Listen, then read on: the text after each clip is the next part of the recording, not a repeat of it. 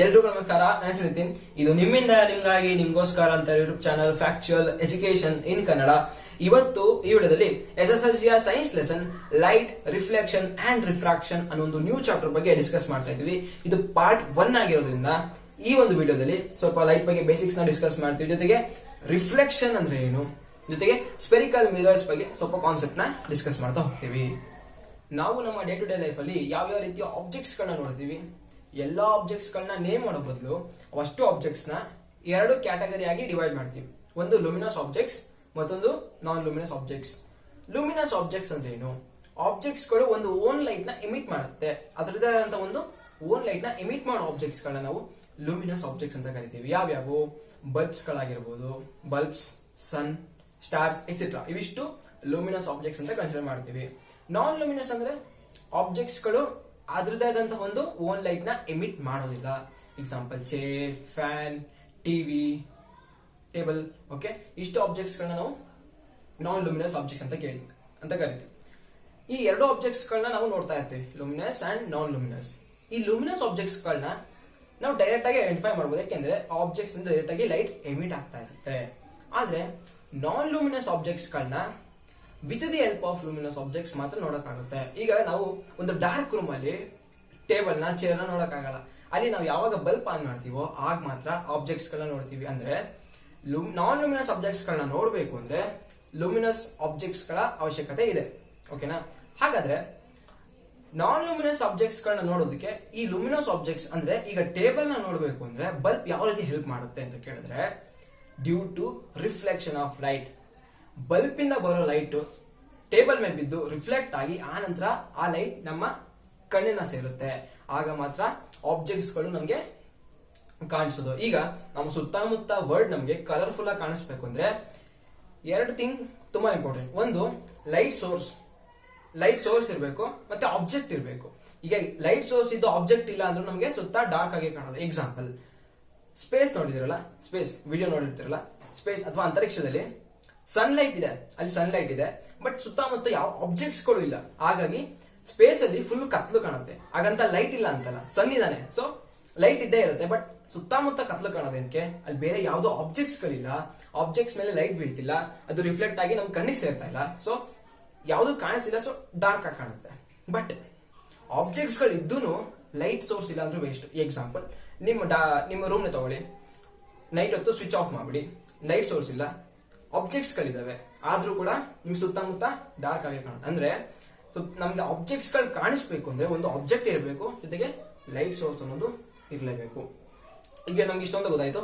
ನಮ್ಗೆ ಯಾವ್ದೋ ಒಂದು ಆಬ್ಜೆಕ್ಟ್ಸ್ ಕಾಣಬೇಕು ಅಂದ್ರೆ ಅದ್ರ ಮೇಲೆ ಲೈಟ್ ರಿಫ್ಲೆಕ್ಟ್ ಆಗಿ ನಮ್ಮ ಕಣ್ಣಿಗೆ ಸೇರಿದಾಗ ಮಾತ್ರ ಆಬ್ಜೆಕ್ಟ್ಸ್ ನಮ್ಗೆ ವಿಸಿಬಲ್ ಆಗೋದು. ಇದನ್ನ ನಾವು ರಿಫ್ಲೆಕ್ಷನ್ ಆಫ್ ಲೈಟ್ ಇಂದ ಈ ಎಲ್ಲ ಆಬ್ಜೆಕ್ಟ್ಸ್ ಗಳನ್ನು ಕೂಡ ನಮ್ಮ ಸುತ್ತಮುತ್ತ ಇರೋ ಆಬ್ಜೆಕ್ಟ್ಸ್ ಗಳನ್ನ ನಾವು ನೋಡ್ತಾ ಇದೀವಿ. ಹಾಗಾದ್ರೆ ನಾವು ನಮ್ಮ ಸುತ್ತಮುತ್ತ ಇರೋ ಆಬ್ಜೆಕ್ಟ್ಸ್ ಗಳನ್ನ ನೋಡ್ತಾ ಇರೋದು due to reflection of light. ಈ ರಿಫ್ಲೆಕ್ಷನ್ ಆಫ್ ಲೈಟ್ ಬಗ್ಗೆ ನೀವು ನಿಮ್ಮ ಲೋವರ್ ಕ್ಲಾಸಸ್ ಅಲ್ಲಿ ಡಿಸ್ಕಸ್ ಮಾಡಿರ್ತೀರಿ, ಆದ್ರೆ ಇಲ್ಲಿ ಸ್ವಲ್ಪ ಶಾರ್ಟ್ ಆಗಿ ಹೇಳ್ಬಿಡ್ತೀನಿ. ಒಂದು ಸ್ಮೂತ್ ಸರ್ಫೇಸ್ ನ ತಗೊಳ್ತಾ ಇದೀನಿ, ಮಿರರ್ ಅಂತ ತಗೊಳ್ಳಿ. ಇಲ್ಲಿ ಯಾವ್ದೋ ಒಂದು ಲೈಟ್ ರೇಸ್ ಇದೆ, ಲೈಟ್ ಸೋರ್ಸ್ ಇದೆ. ಆ ಲೈಟ್ ಸೋರ್ಸ್ ಇಂದ ಲೈಟ್ ರಿಫ್ಲೆಕ್ಟ್ ಆಗಿ ಹೀಗೆ ಹೋಗ್ತಾ ಇದೆ. ಹೀಗೆ ಲೈಟ್ ಬೌನ್ಸ್ ಬ್ಯಾಕ್ ಆಗ್ತಾ ಇದೆ, ಬೌನ್ಸ್ ಬ್ಯಾಕ್. ಇದು ಇನ್ನೊಂದ್ರೆ ಹೀಗೆ ಬೌನ್ಸ್ ಬ್ಯಾಕ್ ಆಗ್ತಾ ಇದೆ. ಇದನ್ನ ನಾವು ರಿಫ್ಲೆಕ್ಷನ್ ಆಫ್ ಲೈಟ್ ಅಂತ ಕರಿತೀವಿ. ಈಗ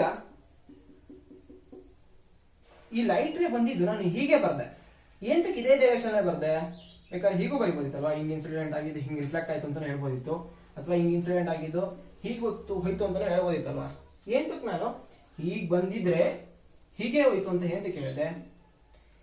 ಈ ಒಂದು ಡೈರೆಕ್ಷನ್ ನಾನು ಸ್ಪೆಸಿಫೈ ಮಾಡ್ತಿದ್ದೀನಿ ಅಂದ್ರೆ ನಾನು ಈ ಒಂದು ಡಯಾಗ್ರಾಮ್ ನ ಬರೀಬೇಕಾದ್ರೆ ಒಂದು ಲಾ ನ ಫಾಲೋ ಮಾಡ್ತಾ ಇದ್ದೀನಿ, ಅಂದ್ರೆ ಒಂದು ರೂಲ್ಸ್ ನ ಫಾಲೋ ಮಾಡ್ತಾ ಇದ್ದೀನಿ ಅಂತ ಅರ್ಥ ಆಯ್ತು. ಹಾಗಾದ್ರೆ ಈ ರೀತಿ ರಿಫ್ಲೆಕ್ಷನ್ ರೇಸ್ ಗಳನ್ನ ಬರೀಬೇಕಾದ್ರೆ ನಾವು ಯಾವ ರೂಲ್ಸ್ ನ ಫಾಲೋ ಮಾಡಬೇಕು? ಇಲ್ಲಿ ನೋಡಿ 2 rules. The angle of incidence is equal to the angle of reflection. Angle of incidence ಅಂದ್ರೆ ಏನು?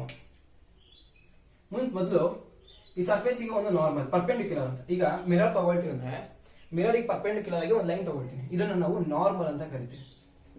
ಇದನ್ನ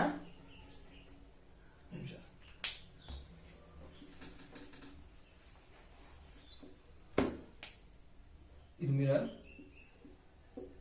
ಮಿರರ್ ಪರ್ಪೆಂಡಿಕ್ಯುಲರ್ ಆಗಿ ಲೈನ್ ನ ನಾರ್ಮಲ್ ಅಂತ ಹೇಳ್ತೀವಿ.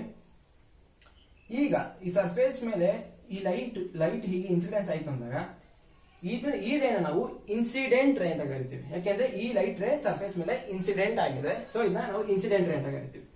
ಈ ಇನ್ಸಿಡೆಂಟ್ ರೇ ಮತ್ತೆ ನಾರ್ಮಲ್ ಮಧ್ಯೆ ಆಂಗಲ್ ನಾವು ಥೀಟಾ ಅಂತ ಕರಿತೀವಿ. ಆ ಥೀಟಾನ ಆಂಗಲ್ ಆಫ್ ಇನ್ಸಿಡೆನ್ಸ್. ನೋಡಿ, ಆಂಗಲ್ ಆಫ್ ಇನ್ಸಿಡೆನ್ಸ್ ಅಂದ್ರೆ ಆಂಗಲ್ ಬಿಟ್ವೀನ್ ಇನ್ಸಿಡೆಂಟ್ ರೇ ಅಂಡ್ ನಾರ್ಮಲ್, ಅದನ್ನ ಆಂಗಲ್ ಆಫ್ ಇನ್ಸಿಡೆನ್ಸ್ ಅಂತ ಹೇಳ್ತೀವಿ. ಲೈಟ್ ರಿಫ್ಲೆಕ್ಟ್ ಆಗುತ್ತಲ್ಲ, ಈ ರಿಫ್ಲೆಕ್ಟ್ ಆಗಿರೋ ರೇಗೂ ಈ ನಾರ್ಮಲ್ಗೂ ಆಂಗಲ್ ಕೂಡ ಅಷ್ಟೇ ಇರಬೇಕು. ಇದನ್ನ ನಾವು ಆಂಗಲ್ ಆಫ್ ರಿಫ್ಲೆಕ್ಷನ್ ಅಂತ ಕರಿತೀವಿ. ಏನು ಆಂಗಲ್ ಆಫ್ ರಿಫ್ಲೆಕ್ಷನ್ ಅಂದ್ರೆ the angle between reflected ray, ಇದು ಇನ್ಸಿಡೆಂಟ್ ರೇ, ಇದು reflected ray. Angle between reflected ರೇ and the normal is called angle of reflection. Incident ಅಂದ್ರೆ ಆಂಗಲ್ ಆಫ್ ಇನ್ಸಿಡೆನ್ಸ್ ಅಂದ್ರೆ ಆಂಗಲ್ ಬಿಟ್ವೀನ್ ಇನ್ಸಿಡೆಂಟ್ ರೇ ಅಂಡ್ ನಾರ್ಮಲ್. ಈ angle of incidence ನಾನು theta I ಅಂತ ಕರಿತೀನಿ, ಆಂಗಲ್ ಆಫ್ ರಿಫ್ಲೆಕ್ಷನ್ ನಾನು ಥೀಟಾ ಆರ್ ಅಂತ ಕರಿತೀನಿ. ಫಸ್ಟ್ ಲಾ ಏನ್ ಹೇಳ್ತದೆ ಅಂದ್ರೆ the angle of incidence is equal to the angle of reflection, ಅಂದ್ರೆ theta I is equal to theta R. ಈಗ ರೇ ಟ್ರೇಸ್ ಮಾಡ್ತಿದ್ವಿ ಅಂದಾಗ ಇನ್ಸಿಡೆಂಟ್ ರೇ ಈಗ ಬಂದು ರಿಫ್ಲೆಕ್ಷನ್ ರೇನ ನಾನು ಈಗ ಬರೆಯಕ್ಕಾಗಲ್ಲ. ಏನಕ್ಕೆ ಅಂದ್ರೆ ನಾರ್ಮಲ್ ಹೀಗಿರುತ್ತಲ್ವಾ, ನಾರ್ಮಲ್ ಯಾವಾಗಲೂ ಸರ್ಫೇಸ್ ಗೆ ಪರ್ಪೆಂಡಿಕ್ಯುಲರ್ ಆಗಿರ್ಬೇಕು. Angle of incidence theta I ಇದೆ, ಮತ್ತೆ ಆಂಗಲ್ ಆಫ್ ರಿಫ್ಲೆಕ್ಷನ್ 0 ಆಗ್ಬಿಡುತ್ತೆ. ಯಾಕೆಂದ್ರೆ ರಿಫ್ಲೆಕ್ಟೆಡ್ ರೇ ಕೋಇನ್ಸಿಡ್ ಆಗಿದೆಯಲ್ಲ, ಸೊ ಈ ರೀತಿ ರಿಫ್ಲೆಕ್ಷನ್ ಪಾಸಿಬಲ್ ಇಲ್ಲ. ಯಾಕೆಂದ್ರೆ ನಾವು ರೂಲ್ಸ್ ನ ಫಾಲೋ ಮಾಡಬೇಕಾಗುತ್ತೆ, ಲಾ ನ ಫಾಲೋ ಮಾಡಬೇಕಾಗುತ್ತೆ. ಅಥವಾ ಇದು ಮಿರರ್ ಅಂತ ತಗೊಂಡು ಇದು ನಾರ್ಮಲ್, ಇನ್ಸಿಡೆಂಟ್ ರೇ ಹೀಗೆ ಬರೋದು, ರಿಫ್ಲೆಕ್ಟೆಡ್ ರೇನ ಹೀಗೆ ಬರೆಯಕ್ಕಾಗಲ್ಲ. ಯಾಕೆಂದ್ರೆ ಇದೇ ಒಂದು ಆಂಗಲ್ ಆಗಿರುತ್ತೆ, ಇದು ಜಾಸ್ತಿ ಆಂಗಲ್, ಇದು ಥೀಟಾ 1 ಥೀಟಾ 2 ಈಕ್ವಲ್ ಆಗಲ್ಲ. ಸೊ ನಾವ್ ಎಲ್ಲೇ ಆಗ್ಲಿ ಬರೀ ಪ್ಲೇನ್ ಮಿರರ್ಸ್ ಅಂತಲ್ಲ, ಇದು ಬರೀ ಪ್ಲೇನ್ ಮಿರರ್, ಓಕೆನಾ. ಯಾವುದೇ ಮಿರರ್ಸ್ ತಗೊಳ್ಳಿ, ನಾವು ರಿಫ್ಲೆಕ್ಷನ್ ಅಂತ ಹೇಳ್ತೀವಿ ಅಂದಾಗ ಅದು ಈ ರೂಲ್ ನ ಫಾಲೋ ಮಾಡಬೇಕು. ಹೀಗೆ ಇದು ನಾರ್ಮಲ್ ಅಂದಾಗ ಇದು ಇನ್ಸಿಡೆಂಟ್ ರೇ ಏನಿದೆ ಥೀಟಾ ಏನಿದೆ, ರಿಫ್ಲೆಕ್ಟೆಡ್ ರೇನು ಕೂಡ ಅಷ್ಟೇ ಆಂಗಲ್ ಫಾರ್ಮೇಶನ್ ಆಗಿರ್ಬೇಕು, ಆಗ ಮಾತ್ರ ಅದನ್ನ ರಿಫ್ಲೆಕ್ಷನ್ ಅಂತ ಹೇಳ್ತೀವಿ. ಈಗ ಸೆಕೆಂಡ್ ರೂಲ್, ಸೆಕೆಂಡ್ ಲಾ ಏನಂತ ಹೇಳುತ್ತೆ, the incident ray the normal to the mirror at the point of incidence, sorry, the incident ray the normal to the mirror at the point of incidence and the reflected ray all are in the same plane. ಈಗ ಒಂದು plane ಅಂತ ಹೇಳಿದ್ರೆ, ಈಗ ನಾನು ಈ board ನೇ ಒಂದು plane ಅಂತ ಹೇಳ್ತೀನಿ, ಬೋರ್ಡ್ ಒಂದು ಪ್ಲೇನ್. ಅದೇ ರೀತಿ ಫ್ಲೋರ್ ನೆಲ ಇದೆಲ್ಲ, ನೆಲ ಒಂದು ಪ್ಲೇನ್. ಹಾಗೆ ಗೋಡೆ ವಾಲ್ ತಗೊಂಡ್ರೆ ಅದು ಒಂದು ಪ್ಲೇನ್. ಹಾಗೆ ಪ್ಲೇನ್ ಅಂದ್ರೆ ಈ ರೀತಿ ಒಂದು ಸರ್ಫೇಸ್ ಆಗಿರುತ್ತೆ. ಈ incident ray, normal to the point ಮತ್ತೆ ರಿಫ್ಲೆಕ್ಟೆಡ್ ರೇ ಆ ಎಲ್ಲಾನು ಕೂಡ ಒಂದೇ ಪ್ಲೇನ್ ಅಲ್ಲಿ ಇರುತ್ತೆ ಅಂತ ಹೇಳ್ತಾ ಇದ್ದೀನಿ. ನೋಡಿ, ಈಗ ಬೋರ್ಡ್ ನ ನಾವು ಒಂದು ಪ್ಲೇನ್ ತಗೊಂಡಾಗ ಇನ್ಸಿಡೆಂಟ್ ರೇನು ಇದೇ ಪ್ಲೇನ್ ಅಲ್ಲಿ ಇದೆ, ನಾರ್ಮಲ್ ಕೂಡ ಈಗ ಈ ರೇಗೆ ನಾನು ನಾರ್ಮಲ್ ತಗೋತೀನಿ, ಇಲ್ಲಿ ನಾರ್ಮಲ್ ಕೂಡ ಇದೇ ಪ್ಲೇನ್ ಅಲ್ಲಿ ಇದೆ ಬೋರ್ಡ್ ಅಲ್ಲಿ. ಈಗ ನಮ್ದು ಮಿರರ್ ಅಂದಾಗ ನಾರ್ಮಲ್ ಇದೇ ಬೋರ್ಡ್ ಒಂದೇ ಪ್ಲೇನ್ ಅಲ್ಲಿ ಇದೆ, ಇನ್ಸಿಡೆಂಟ್ ರೇ ಇದೇ ಪ್ಲೇನ್ ಅಲ್ಲಿ ಇದೆ, ರಿಫ್ಲೆಕ್ಟೆಡ್ ರೇ ಅದು ಕೂಡ ಇದೇ ಪ್ಲೇನ್ ಅಲ್ಲಿ ಇದೆ.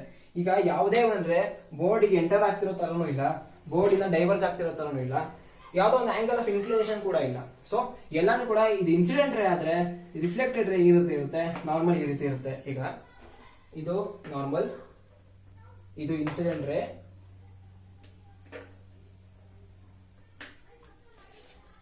ಇದು ರಿಫ್ಲೆಕ್ಟೆಡ್ ರೇ. ನೋಡಿ, ಇನ್ಸಿಡೆಂಟ್ ರೇ, ನಾರ್ಮಲ್, ರಿಫ್ಲೆಕ್ಟೆಡ್ ರೇ ಎಲ್ಲಾನು ಕೂಡ ಒಂದೇ ಪ್ಲೇನ್ ಅಲ್ಲಿ ಇದೆ. ಆ ಪ್ಲೇನ್ ಯಾವುದು? ಬೋರ್ಡ್. ಅಂದ್ರೆ ಸೆಕೆಂಡ್ ಲಾ ಏನ್ ಹೇಳುತ್ತೆ ಅಂದ್ರೆ ಇನ್ಸಿಡೆಂಟ್ ರೇ, ನಾರ್ಮಲ್, ರಿಫ್ಲೆಕ್ಟೆಡ್ ರೇ ಎಲ್ಲ ಕೂಡ ಒಂದು ಪರ್ಟಿಕ್ಯುಲರ್ ಪ್ಲೇನ್ ಅಲ್ಲೇ ಇರಬೇಕು, ಆಗ ರಿಫ್ಲೆಕ್ಷನ್ ಆಗುತ್ತೆ. ಅಂದ್ರೆ ನಾವು ಎಲ್ಲೇ ರಿಫ್ಲೆಕ್ಷನ್ ನ ಡಿಸ್ಕಸ್ ಮಾಡ್ತೀವಿ, ರಿಫ್ಲೆಕ್ಷನ್ ನ ಬರಿತೀವಿ ಅಂದಾಗ ಈ ಎರಡು ರೂಲ್ಸ್ ನ ಫಾಲೋ ಮಾಡ್ಬೇಕು. ಯಾವುದು? Angle of incidence is equal to angle of reflection ಆಗಿರ್ಬೇಕು. ಜೊತೆಗೆ angle of reflected ray, angle of ಅಲ್ಲ ರಿಫ್ಲೆಕ್ಟೆಡ್ ರೇ ಮತ್ತೆ incident ray, normal to the point ಎಲ್ಲ ಕೂಡ ಒಂದೇ ಪ್ಲೇನ್ ಅಲ್ಲಿ ಇರಬೇಕು. ಇಲ್ಲೂ ಅಷ್ಟೇ, ಇದು ನಾರ್ಮಲ್, ಇದು ಇನ್ಸಿಡೆಂಟ್ ರೇ, ಇದು ರಿಫ್ಲೆಕ್ಟೆಡ್ ರೇ ಎಲ್ಲ ಕೂಡ ಬೋರ್ಡ್ ಅನ್ನೋ ಒಂದು ಪ್ಲೇನ್ ಅಲ್ಲಿ ಇದೆ. ಇದು ಲಾಸ್ ಆಫ್ ರಿಫ್ಲೆಕ್ಷನ್. ಇಷ್ಟೊತ್ತು ಲಾಸ್ ಆಫ್ ರಿಫ್ಲೆಕ್ಷನ್ ಬಗ್ಗೆ ಡಿಸ್ಕಸ್ ಮಾಡಿದ್ವಿ. ಈಗ ಒಂದು ಪ್ಲೇನ್ ಮಿರರ್ ಅಲ್ಲಿ ಫಾರ್ಮೇಶನ್ ಆಗೋ ಇಮೇಜ್ ಬಗ್ಗೆ ಡಿಸ್ಕಸ್ ಮಾಡ್ತಾ ಹೋಗ್ತೀವಿ. ಇದು ಪ್ಲೇನ್ ಮಿರರ್ ಅಂತ ಅನ್ಕೊಳ್ಳಿ.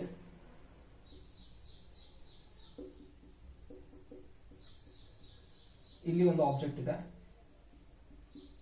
ಈ ಆಬ್ಜೆಕ್ಟಿನ ಇಮೇಜ್ ಈ ಮಿರರ್ ಫಾರ್ಮೇಶನ್ ಆಗಿರುತ್ತೆ. ಇದು ಆಬ್ಜೆಕ್ಟ್,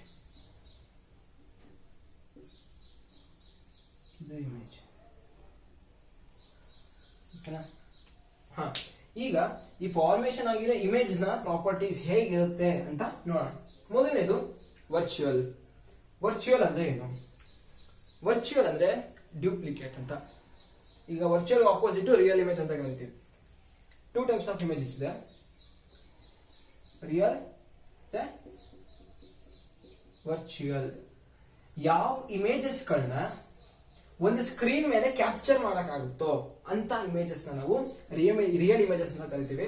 ಯಾವ ಇಮೇಜ್ ನ ಸ್ಕ್ರೀನ್ ಅಲ್ಲಿ ಕ್ಯಾಪ್ಚರ್ ಮಾಡಕ್ಕಾಗಲ್ಲ, ಒಂದು ಸ್ಕ್ರೀನ್ ಮೇಲೆ ತಗೊಂಡ್ಬರಕ್ಕಾಗಲ್ಲ, ಒಂದು ಕರ್ಟನ್ ಮೇಲೆ ತರಕ್ಕಾಗಲ್ಲ, ಒಂದು ಪೇಪರ್ ಮೇಲೆ ಕ್ಯಾಚ್ ಮಾಡಕ್ಕಾಗಲ್ಲ ಅಂತ ಇಮೇಜಸ್ ಗಳನ್ನ ನಾವು ವರ್ಚುವಲ್ ಇಮೇಜ್ ಅಂತ ಕರಿತೀವಿ. ಈಗ ಮಿರರ್ ಅಲ್ಲಿ ಇಮೇಜ್ ಫಾರ್ಮೇಶನ್ ಆಗಿರುತ್ತೆ. ಈಗ ಮಿರರ್ ಹತ್ರ ನೀವು ಒಂದು ಶೀಟ್ ತಗೊಂಬನ್ನಿ, ಆ ಶೀಟ್ ಮೇಲೆ ಇಮೇಜ್ ಬರುತ್ತಾ? ಬರಲ್ಲ. ಅದು ಇಮೇಜ್ ಇರೋದು ಮಿರರ್ ಅಲ್ಲಿ. ನಾವ್ ಏನೇ ಮಾಡಿದ್ರು ಆ ಇಮೇಜ್ ನ ಸ್ಕ್ರೀನ್ ಮೇಲೆ ತರಕ್ ಆಗೋದಿಲ್ಲ. ಸೊ ಅದನ್ನ ನಾವು ವರ್ಚುವಲ್ ಇಮೇಜ್ ಅಂತ ಕರಿತೀವಿ. Next erect image. ಈಗ ಆಬ್ಜೆಕ್ಟ್ ಯಾವ ರೀತಿ ಇದೆಯೋ ಅದೇ ಡೈರೆಕ್ಷನ್ ಇದೆ ಇಮೇಜ್. ಈಗ ಆಬ್ಜೆಕ್ಟ್ ಈ ರೀತಿ ಇದೆ, ಇಮೇಜ್ ಅನ್ನೋದು ಇಲ್ಲಿ ಆಬ್ಜೆಕ್ಟ್ ಹೀಗಿದೆ, ಇಮೇಜ್ ಏನಾದ್ರು ಹೀಗಿತ್ತು ಅಂದ್ರೆ ಇದನ್ನ ಇನ್ವರ್ಟೆಡ್ ಇಮೇಜ್ ಅಂತ ಕರಿತೀವಿ. ಈಗ ಆಬ್ಜೆಕ್ಟ್ ಯಾವ ಡೈರೆಕ್ಷನ್ ಇದೆಯೋ ಇಮೇಜು ಹಾಗೆ ಇದೆ, ತಲೆ ಈ ಡೈರೆಕ್ಷನ್ ಇದೆ, ಇಲ್ಲೂ ಹಾಗೆ ಇದೆ. ಸೊ ಎರೆಕ್ಟ್ ಇಮೇಜ್ ಅಂತ ಕರಿತೀವಿ. ಈಗ ನೀವು ಮಿರರ್ ಮುಂದೆ ನಿಂತ್ಕೊಳ್ತೀವಿ ಅಂದ್ರೆ ನಾವ್ ಹೇಗಿದೀವೋ ಅದೇ ಡೈರೆಕ್ಷನ್, ತಲೆ ಮೇಲೆ ಇರುತ್ತೆ, ಕಾಲ್ ಕೆಳಗಡೆ ಇರುತ್ತೆ, ಅಂದ್ರೆ ಎರೆಕ್ಟ್ ಇಮೇಜ್ ಅಂತ ಕರಿತೀವಿ. ಅದನ್ನ ಎರೆಕ್ಟ್ ಇಮೇಜ್ ಅಂತ ಕರಿತೀವಿ. ಅಕಸ್ಮಾತ್ ಇಮೇಜ್ ಅನ್ನ ಉಲ್ಟಾ ಆಯ್ತು, ಕಾಲ್ ಕೆಳಗಡೆ ಮೇಲ್ಗಡೆ ಬಂದ ತಲೆ ಕೆಳಗಡೆ ಆಯ್ತು ಅಂದಾಗ ಅದನ್ನ ನಾವು ಇನ್ವರ್ಟೆಡ್ ಇಮೇಜ್ ಅಂತ ಕರಿತೀವಿ. ಅಂದ್ರೆ ಪ್ಲೇನ್ ಮಿರರ್ ಅಲ್ಲಿ ಫಾರ್ಮೇಶನ್ ಆಗಿರೋ ಇಮೇಜ್ ಬಂದು ಎರೆಕ್ಟ್ ಇಮೇಜ್ ಆಗಿರುತ್ತೆ. ಜೊತೆಗೆ ವರ್ಚುವಲ್. ವರ್ಚುವಲ್ ಅಂದ್ರೆ ಏನು? ಆ ಇಮೇಜ್ ನ, ಈ ಮಿರರ್ ಅಲ್ಲಿ ಕ್ಯಾಚ್ ಆಗಿರೋ ಇಮೇಜ್ ನ ಒಂದ್ ಸ್ಕ್ರೀನ್ ಮೇಲೆ ತರೋದಕ್ಕಾಗಲ್ಲ, ಅದಕ್ಕೆ ಅದನ್ನ ನಾವು ವರ್ಚುವಲ್ ಅಂತ ಕರಿತೀವಿ. ಅಕಸ್ಮಾತ್ ಒಂದ್ ಸ್ಕ್ರೀನ್ ಮೇಲೆ ತರಕ್ ಆಗಿತ್ತು ಅಂದಿದ್ರೆ ಅದು ರಿಯಲ್ ಇಮೇಜ್ ಅಂತ ಕರಿತೀವಿ. Next size of the image is equal to size of the object. ನೋಡಿ, ಇಲ್ಲಿ ಆಬ್ಜೆಕ್ಟ್ ಏನ್ ಸೈಜ್ ಇದೆಯೋ ಅದೇ ಸೈಜ್ ಅಲ್ಲಿ ಇಮೇಜ್ ಕೂಡ ಫಾರ್ಮೇಶನ್ ಆಗಿದೆ. ಈಗ ನೀವು ಬೇಕಾದ್ರೆ ಮಿರರ್ ಹತ್ರ ನಿಂತ್ಕೊಂಡು ನೋಡಿ, ತುಂಬಾ ಹತ್ರ ಹೋಗ್ತಾ ಇದೆ ಮಿರರ್ ಹತ್ರ, ಆಬ್ಜೆಕ್ಟ್ ಕೂಡ ನಿಮ್ಮಷ್ಟೇ ಸೈಜ್ ಇರುತ್ತೆ. ತುಂಬಾ ಹತ್ರವಾಗಿ ಮಿರರ್ ಮುಂದೆ ನಿಂತ್ಕೊಂಡ್ಬಿಡಿ, ಆಗ ನೀವೇನ್ ಹೈಟ್ ಇರ್ತೀರೋ ಇಮೇಜ್ ಕೂಡ ಅದೇ ಹೈಟ್ ಇರುತ್ತೆ. So size of the image is equal to size of the object. ಅಂದ್ರೆ ಆಬ್ಜೆಕ್ಟ್ ಏನ್ ಸೈಜ್ ಇರುತ್ತೋ ಆ ಮಿರರ್ ಅಲ್ಲಿ ಫಾರ್ಮೇಶನ್ ಆಗಿರೋ ಇಮೇಜ್ ಸೈಜ್ ಕೂಡ ಅಷ್ಟೇ ಇರುತ್ತೆ. Image formed is as far behind the mirror. ಹೇಗೆ? Behind the mirror.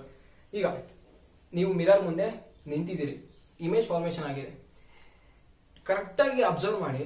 ಆ ಫಾರ್ಮೇಶನ್ ಆಗಿರೋ ಇಮೇಜು ಮಿರರ್ ಒಳಗಡೆ ಇರೋ ತರ ಕಾಣಿಸುತ್ತೆ ನಿಮಗೆ. ಕರೆಕ್ಟ್ ಆಗಿ ಅಬ್ಸರ್ವ್ ಮಾಡಿ. ನೀವು ಕೈ ತಗೊಂಬಂತು ಅಂದಾಗ ಆ ಹೊರಗಡೆಯಿಂದ ಇನ್ನೊಬ್ಬ ಯಾರೋ ನಿಮ್ಗೆ ಕೈ ಈ ತರ ಕೊಟ್ಟಂಗೆ ಅನ್ಸುತ್ತೆ. ಹಂಗೆ ಅಬ್ಸರ್ವ್ ಮಾಡಿ ನೋಡಿ.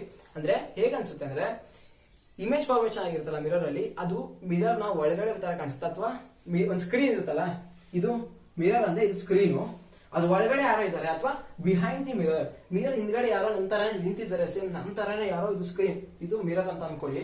ನಾನು ಇಲ್ಲಿ ನಿಂತಿದ್ದೀನಿ ಅಂದಾಗ ಇದು ಸ್ಕ್ರೀನು ಮಿರರ್ದು, ಓಕೆನಾ? ಇಲ್ಲಿ ನಿಂತಿದೀವಿ ಅಂದಾಗ ಈ ಸ್ಕ್ರೀನ್ ಇಂದ ಯಾರೋ, ಅಂದ್ರೆ ಬಿಹೈಂಡ್ ದಿ ಮಿರರ್ ಯಾರೋ ಇದ್ದಾರೆ ಅಂತ ನಮ್ಗೆ ಏನಾಗುತ್ತೆ, ಆ ರೀತಿ ಅನ್ಸುತ್ತೆ. ಅದಕ್ಕೆ ಅಂತಾರೆ image is formed acts behind the mirror. But actually ನಾವು ಮಿರರ್ ಹಿಂದ್ಗಡೆ ಹೋಗಿ ನೋಡಿದಾಗ ಯಾರು ಇರಲ್ಲ. ಬಟ್ ಹೇಗೆ ಅನ್ಸುತ್ತೆ, ಈ ಒಂದು ಮಿರರ್ ಹಿಂದೆ ಇಮೇಜ್ ಫಾರ್ಮೇಶನ್ ಆಗಿದೆ ಅನ್ನೋ ರೀತಿ ನಮ್ಗೆ ಅನ್ಸುತ್ತೆ. ಅದಕ್ಕೆ ಅನ್ಸಿದ್ರೆ image formed is as far behind the mirror. ಅಂದ್ರೆ ಇಮೇಜ್ ಮಿರರ್ ನ ಹಿಂದ್ಗಡೆ ಫಾರ್ಮೇಶನ್ ಆಗಿರೋ ತರ ಕಾಣಿಸುತ್ತೆ.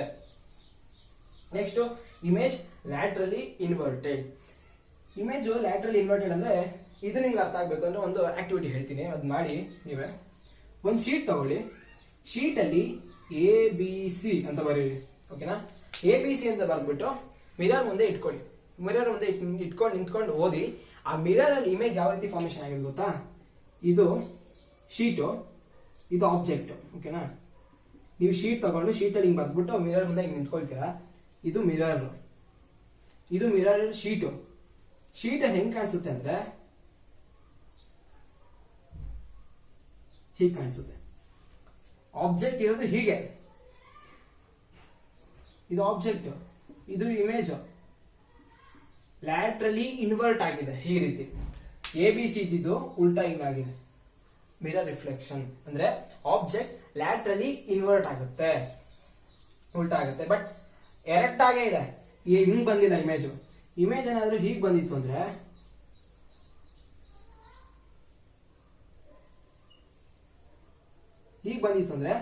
ಇನ್ವರ್ಟೆಡ್ ಇಮೇಜ್ ಅಂತ ಕರಿತೀವಿ. ನೋಡಿ, ಉಲ್ಟಾ ಆಗಿದೆ, ಅದು ಉಲ್ಟಾ ಆಗಿಲ್ಲ, ಸೀದಾನೇ ಇದೆ. ಬಟ್ ಲ್ಯಾಟ್ರಲಿ ಇನ್ವರ್ಟ್ ಆಗಿದೆ. ಬೇಕಾದ್ರೆ ಒಂದ್ಸರಿ ಮಾಡಿ ನೋಡಿ, ABC ಅಂತ ಒಂದು ಶೀಟ್ ಮೇಲೆ ಬರ್ದ್ಬಿಟ್ಟು ಮಿರರ್ ಮುಂದೆ ನಿಂತ್ಕೊಳ್ಳಿ, ಅದು ಉಲ್ಟಾ CBA ಅಂತ ಕಾಣಿಸುತ್ತೆ ನೋಡಿ. CBA ಮುಂಚೆ ಇದು ABC, CBA. ಇವನ್ CB ಕೂಡ ಲ್ಯಾಟ್ರಲಿ ಇನ್ವರ್ಟ್ ಆಗಿರುತ್ತೆ. ಪ್ರತಿಯೊಂದು ಲೆಟರ್ ಕೂಡ ಲ್ಯಾಟ್ರಲಿ ಇನ್ವರ್ಟ್ ಆಗಿರುತ್ತೆ. ಇದು ಆಬ್ಜೆಕ್ಟ್, ಇದು ಇಮೇಜ್. ಈ ಇಮೇಜ್ ಆಬ್ಜೆಕ್ಟ್ ಗೆ ಲ್ಯಾಟ್ರಲಿ ಇನ್ವರ್ಟ್ ಆಗಿರೋ ತರ ಕಾಣಿಸುತ್ತೆ. ಈಗ ಪ್ಲೇನ್ ಮಿರರ್ ಅಲ್ಲಿ ಫಾರ್ಮೇಶನ್ ಆಗೋ ಇಮೇಜ್ ನ ಪ್ರಾಪರ್ಟೀಸ್ ಬಗ್ಗೆ ಡಿಸ್ಕಸ್ ಮಾಡಿದ್ವಿ. ಯಾವ್ಯಾವುದು? ಇಮೇಜ್ ವರ್ಚುವಲ್ ಅಂದ್ರೇನು? ಆ ಇಮೇಜ್ ನ ಸ್ಕ್ರೀನ್ ಮೇಲೆ ಕ್ಯಾಪ್ಚರ್ ಮಾಡಕ್ ಆಗಲ್ಲ. ಯಾಕೆಂದ್ರೆ ನಮ್ಗೆ ಇಮೇಜ್ ಮಿರರ್ ಹಿಂದೆ ಫಾರ್ಮೇಶನ್ ಆಗಿರೋ ತರ ಕಾಣಿಸ್ತಿರುತ್ತೆ. ಅದನ್ನ ಹೆಂಗೆ ನಾವು ಮಿರರ್ ಮುಂದ್ಗಡೆ ಕ್ಯಾಪ್ಚರ್ ಮಾಡಕ್ಕಾಗುತ್ತೆ? ಸೆಕೆಂಡ್ ಬಂತು ಎರೆಕ್ಟ್. ಆಬ್ಜೆಕ್ಟ್ ಸ್ಟ್ರೈಟ್ ಆಗಿದ್ರೆ ಅದು ಕೂಡ ಸ್ಟ್ರೈಟ್ ಆಗಿರುತ್ತೆ. ಈಗ ಕ್ಯಾಂಡಲ್ ಈ ರೀತಿ ಬರ್ನ್ ಆಗ್ತಿರೋ ಈ ತಗೊಂಡು ಮುಂದೆ ತಗೊಂಡಾಗ ಇಮೇಜ್ ಕೂಡ ಹಾಗೆ ಬರುತ್ತೆ, ಇದೇ ಇರುತ್ತೆ. ಇಮೇಜ್ ಹೀಗೆ ಬರಲ್ಲ. ಓಕೆನಾ? ಇದನ್ನೇ ನಾವು ಎರೆಕ್ಟ್ ಇಮೇಜ್ ಅಂತ ಕರಿತೀವಿ. ಸ್ಟ್ರೈಟ್ ಆಗಿರುತ್ತೆ ಎರೆಕ್ಟ್ ಇಮೇಜ್. ನಂತರ size of the image equal to size of the object. Object ಯಾವ ಸೈಜ್ ಇರುತ್ತೋ ಇಮೇಜ್ ಕೂಡ ಆಗಿರುತ್ತೆ. Image formed behind the mirror. Object mirror ಮುಂದೆ ಇರುತ್ತೆ, ಬಟ್ ನಮಗೆ ಹೆಂಗ್ ಅನ್ಸುತ್ತೆ ಅಂದ್ರೆ ನಮ್ಮ ಇಮೇಜ್ ಆ ಮಿರರ್ ನ ಹಿಂದೆ ಫಾರ್ಮೇಶನ್ ಆಗಿರೋ ತರ ಕಾಣಿಸುತ್ತೆ. So image formed behind the mirror. Okay, image is laterally inverted. ಹೇಳೋದಲ್ಲ, ABC ಅಂತ ಒಂದು ಶೀಟ್ ತಗೊಂಡು ಮಿರರ್ ಮುಂದೆ ನಿಂತ್ಕೊಳ್ಳಿ, ಅಲ್ಲಿ ಇಮೇಜ್ ಅಲ್ಲಿ ನೋಡಿ, ಅದು CBA ಅಂದ್ರೆ ಲ್ಯಾಟರಲಿ ಇನ್ವರ್ಟ್ ಆಗಿರೋ ತರ ಕಾಣಿಸುತ್ತೆ. ಇದು ಇಷ್ಟು ಒಂದು ಪ್ಲೇನ್ ಮಿರರ್ ಅಲ್ಲಿ ಫಾರ್ಮೇಶನ್ ಆಗೋ ಇಮೇಜ್ ನ ಪ್ರಾಪರ್ಟೀಸ್ಗಳು. ಇಷ್ಟೊತ್ತು ನಾವು ಪ್ಲೇನ್ ಮಿರರ್ಸ್ ಬಗ್ಗೆ ಡಿಸ್ಕಸ್ ಮಾಡಿದ್ವಿ. ಈಗ ಸ್ಪೆರಿಕಲ್ ಮಿರರ್ಸ್. ಒಂದ್ ಪ್ಲೇನ್ ಮಿರರ್ ತಗೊಳ್ತೀನಿ ಅಂದಾಗ ಒಂದ್ ಸೈಡ್ ಇದೆ ನಾವು ಶೇಡ್ ಮಾಡ್ತೀವಲ್ವಾ, ಏನ್ ಹೀಗೆ ಮಾಡ್ತೀವಿ ಅಂದ್ರೆ ಈ ಡೈರೆಕ್ಷನ್ ರಿಫ್ಲೆಕ್ಟಿಂಗ್ ಸರ್ಫೇಸ್ ಅಂತ ಇಂಡಿಕೇಟ್ ಮಾಡಕ್ಕೆ. ಅಂದ್ರೆ ಈ ಸರ್ಫೇಸ್ ಮೇಲೆ ಲೈಟ್ ಬಿದ್ದಾಗ ರಿಫ್ಲೆಕ್ಟ್ ಆಗುತ್ತೆ ಅಂತ ಹೇಳೋದಕ್ಕೆ. ಹಾಗಾದ್ರೆ ಸ್ಪೆರಿಕಲ್ ಮಿರರ್ಸ್ ಅಂದ್ರೆ the mirror whose reflecting surfaces are spherical. ಅಂದ್ರೆ ಈ ಸರ್ಫೇಸ್ ಇದೆಯಲ್ಲ ಈ ಕಡೆದು, ಇಲ್ಲಿ ಸ್ಟ್ರೈಟ್ ಇದೆ. ಅದೇ ಅಂದ್ರೆ ರಿಫ್ಲೆಕ್ಟಿಂಗ್ ಸರ್ಫೇಸ್ ನ ನಾವು ಸ್ಪೆರಿಕಲ್ ಶೇಪ್ ತಗೊಂಡ್ಬಂದಾಗ ನಮಗೆ ಸ್ಪೆರಿಕಲ್ ಮಿರರ್ಸ್ ಗಳು ಸಿಗುತ್ತೆ. ಹಾಗಾದ್ರೆ ನಮಗೆ ಎರಡು ರೀತಿ ಸಿಗುತ್ತೆ, ಎರಡು ರೀತಿ ಸ್ಪೆರಿಕಲ್ ಮಿರರ್ಸ್. ಹೇಗೆ? ಒಂದು, ಈ ರಿಫ್ಲೆಕ್ಟಿಂಗ್ ಸರ್ಫೇಸ್ ನ ಔಟ್ವರ್ಡ್ ತಗೊಂಡ್ಬರೋದು, ಮತ್ತಿನ್ನೊಂದು ಇದೇ ರಿಫ್ಲೆಕ್ಟಿಂಗ್ ಸರ್ಫೇಸ್ ನ ಇನ್ವರ್ಡ್ ತಗೊಂಡ್ಬರೋದು. ಓಕೆನಾ? ಮೊದಲನೇದು, ಈ ಒಂದು ರಿಫ್ಲೆಕ್ಟಿಂಗ್ ಸರ್ಫೇಸ್ ನ ಔಟ್ವರ್ಡ್ ತಗೊಂಡ್ಬಂದಾಗ ಸಿಗೋ ನಮಗೆ ಮಿರರ್ ನ ನಾವು ಕಾನ್ವೆಕ್ಸ್ ಮಿರರ್ ಅಂತ ಕರಿತೀವಿ. ಈ ಮಿರರ್ ಅಲ್ಲಿ ರಿಫ್ಲೆಕ್ಟಿಂಗ್ ಸರ್ಫೇಸ್ ಬಂದು ಇನ್ವರ್ಡ್ ಇದೆ. ಇದು ರಿಫ್ಲೆಕ್ಟಿಂಗ್ ಸರ್ಫೇಸ್. ಇದನ್ನು ನಾವು ಕಾನ್ಕೇವ್ ಮಿರರ್. ಈ ಎರಡು ಮಿರರ್ ಕೂಡ ಸ್ಪೆರಿಕಲ್ ಮಿರರ್ ಎಂತ ಕೇಳಿ, ರಿಫ್ಲೆಕ್ಟಿಂಗ್ ಸರ್ಫೇಸ್ ಸ್ಪೆರಿಕಲ್ ಶೇಪ್ ಅಲ್ಲಿ ಇದೆ, ಬಟ್ ಒಂದು ಮಿರರ್ ಗೆ ರಿಫ್ಲೆಕ್ಟಿಂಗ್ ಸರ್ಫೇಸ್ ಔಟ್ವರ್ಡ್ ಇದೆ, ಇನ್ನೊಂದಕ್ಕೆ ರಿಫ್ಲೆಕ್ಟಿಂಗ್ ಸರ್ಫೇಸ್ ಇನ್ವರ್ಡ್ ಇದೆ. ಸೊ ಇದನ್ನ ನಾವು ಕಾನ್ವೆಕ್ಸ್ ಮಿರರ್ ಅಂತ ಕರಿತೀವಿ, ಅದನ್ನ ಕಾನ್ಕೇವ್ ಮಿರರ್ ಅಂತ ಕರಿತೀವಿ. ಓಕೆ, ನೆಕ್ಸ್ಟ್ ಕಾನ್ಕೇವ್ ಮಿರರ್ ಬಗ್ಗೆ definition. A spherical mirror whose reflecting surface is curved inward. ನೋಡಿ, concave mirror, the mirror whose reflecting surface curved inward, ಅದಕ್ಕೆ concave. Next convex mirror ಅಂದ್ರೆ the spherical mirror whose reflecting surface is curved outward. ಇಲ್ಲಿ reflecting surface is curved outward ಅಂದ್ರೆ ಈ ಕಡೆ surface reflecting surface ಆಗಿರುತ್ತೆ, ಇದರಲ್ಲಿ ಈ ಒಳಗಡೆ ಸರ್ಫೇಸ್ ರಿಫ್ಲೆಕ್ಟಿಂಗ್ ಸರ್ಫೇಸಸ್ ಆಗಿರುತ್ತೆ. ಆಕ್ಚುಲಿ ಹೇಳ್ಬೇಕು ಅಂದ್ರೆ ಈ ಕಾನ್ಕೇವ್ ಮತ್ತೆ ಕಾನ್ವೆಕ್ಸ್ ಮಿರರ್ಸ್ ಇದೆಯಲ್ಲ ಅಥವಾ ಸ್ಪೆರಿಕಲ್ ಮಿರರ್ಸ್ ಇದೆಯಲ್ಲ, ಇವೆಲ್ಲಾನು ಕೂಡ ಒಂದು ಸ್ಪಿಯರ್ ನ ಪಾರ್ಟ್ ಆಗಿರುತ್ತೆ. ಹೇಗೆಂದ್ರೆ ಹೇಳ್ತೀನಿ.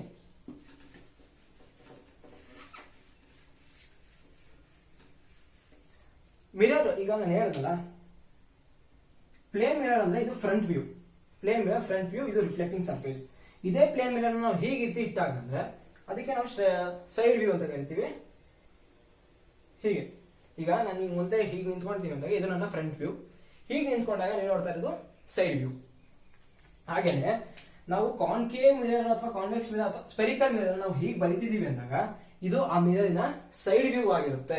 ಬಟ್ ಫ್ರಂಟ್ ವ್ಯೂ ಹೇಗಿರುತ್ತೆ ಅಂದ್ರೆ ಸರ್ಕಲ್ ಆಗಿರುತ್ತೆ. ಸರ್ಕಲ್ ಫ್ರಂಟ್ ವ್ಯೂ ಬಂದು ಸರ್ಕಲ್, ಬಟ್ ಇದೇ ಇದು ಸೈಡ್ ವ್ಯೂ ಬಂದು ಹೀಗೆ ಕರ್ವ್ ಆಗಿರುತ್ತೆ, ಸ್ಪೆರಿಕಲ್ ಶೇಪ್ ಅಲ್ಲಿ ಇರುತ್ತೆ ಮಿರರ್. ಇಲ್ಲೊಂದು ಕಾನ್ವೆಕ್ಸ್ ಮಿರರ್ ತಗೊಳ್ತೀನಿ.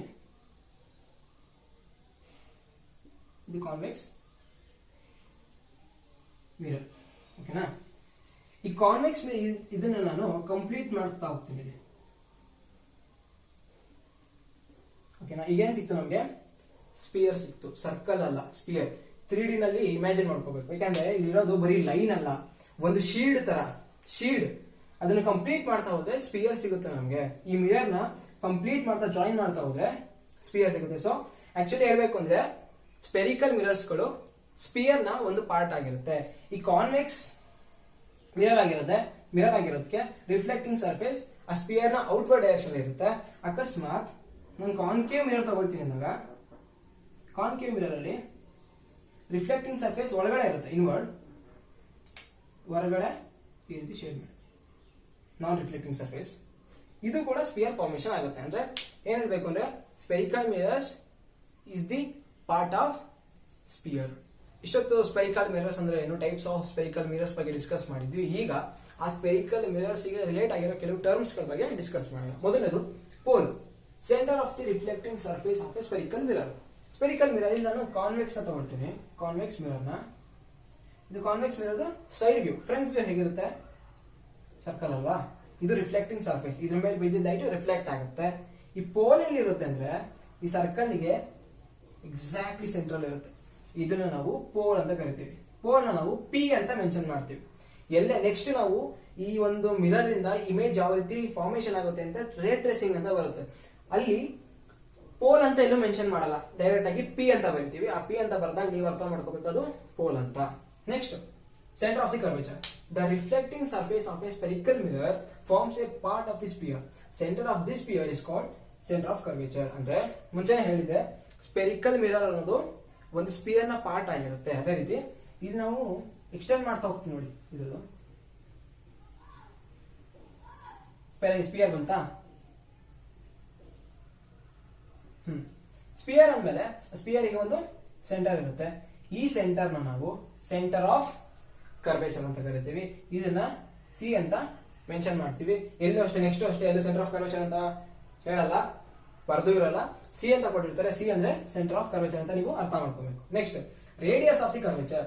The radius of the sphere of which the reflecting surface of the spherical mirror forms is called radius of curvature.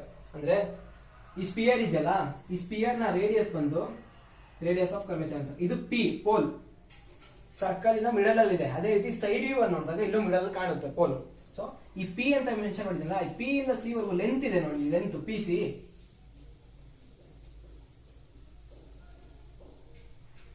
ಈ ಲೆಂತ್ ನ ನಾವು ರೇಡಿಯಸ್ ಆಫ್ ಕರ್ವೇಚರ್ ಅಂತ ಕರಿತೀವಿ. ಅದನ್ನ ಆರ್ ಅಂತ ಮೆನ್ಷನ್ ಮಾಡ್ತಾರೆ, ಇಂಡಿಕೇಟ್ ಮಾಡ್ತಾರೆ ನೋಡಿ. ನೆಕ್ಸ್ಟ್ ಅಷ್ಟೇ, ಎಲ್ಲಾ ಕಡೆನೂ ಆರ್ ಅಂತಾನೆ ಕೊಡ್ತಾರೆ. ಅವಾಗ ನೀವು ಅರ್ಥ ಮಾಡ್ಕೋಬೇಕು ಅದು ರೇಡಿಯಸ್ ಆಫ್ ಕರ್ವೇಚರ್ ಅಂತ. Next, principal axis. A straight line passing through the pole and the center of the curvature of the spherical mirror. ಒಂದು ಸ್ಟ್ರೈಟ್ ಲೈನ್ ಪಾಸ್ ಆಗುತ್ತೆ, ಅದು ಪೋಲ್ ಆಫ್ ದಿ ಮಿರರ್ ಇಂದ ಸೆಂಟರ್ ಆಫ್ ಕರ್ವೇಚರ್ ಅಂತ. ಹೀಗೆ ಇಲ್ಲಿಗೆ end ಆಗಲ್ಲ, ಅದು move ಆಗಿರುತ್ತೆ ಹಿಂಗೆ. ಇದನ್ನ ನಾವು ಪ್ರಿನ್ಸಿಪಲ್ ಆಕ್ಸಿಸ್ ಅಂತ ಕರಿತೀವಿ. ಇಲ್ಲಿ ಏನ್ ಅರ್ಥ ಮಾಡ್ಕೋಬೇಕು ಅಂದ್ರೆ, ಪೋಲ್ ಇದೆಯಲ್ಲ, ಆ ಪೋಲು ಮಿರರ್ ಅಲ್ಲೇ ಇರುತ್ತೆ. ಪೋಲ್ ಅನ್ನೋದು ಪಾರ್ಟ್ ಆಫ್ ದಿ ಮಿರರ್, ಓಕೆನಾ. ಪೋಲ್ ಅನ್ನೋದು ಈ ಒಂದು ಮಿರರ್ ಅಂದ್ರೆ ಮಿರರ್ ಮೇಲೆ ಇರುತ್ತೆ pole, but centre of curvature ಅನ್ನೋದು ದೂರದಲ್ಲಿ ಇರುತ್ತೆ. It is not a part of the mirror. ಒಂದು ಸರ್ಟನ್ ಡಿಸ್ಟೆನ್ಸ್ ಅಲ್ಲಿ ಇರುತ್ತೆ. ಆ ಡಿಸ್ಟೆನ್ಸ್ ನಾವು ಆರ್ ಅಂತ ಕರಿತೀವಿ. ಓಕೆ, ಈಗ ಇದಿಷ್ಟು ಟರ್ಮ್ಸ್ ಒಂದು ಸ್ಪೆರಿಕಲ್ ಮಿರರ್ ಗೆ ರಿಲೇಟ್ ಆಗಿದೆ. ಈಗ ಸ್ಪೆರಿಕಲ್ ಮಿರರ್ಸ್ ಇಂದ ಯಾವ ರೀತಿ ಇಮೇಜ್ ಫಾರ್ಮೇಶನ್ ಆಗುತ್ತೆ ಅಂತ ನೋಡೋಣ. ಇನ್ನೊಂದು ಕಾನ್ಕೇವ್ ಮಿರರ್ ತಗೊಳ್ತಾ ಇದ್ದೀನಿ. ಕಾನ್ಕೇವ್ ಮಿರರ್ ಅಂತ ರಿಫ್ಲೆಕ್ಟಿಂಗ್ ಸರ್ಫೇಸ್ ಇನ್ವರ್ಡ್ ಅಲ್ವಾ, ಇದು reflecting surface.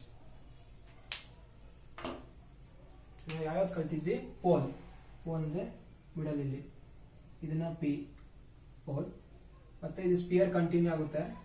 ಇಲ್ಲೇನಿರುತ್ತೆ? Principal Axis.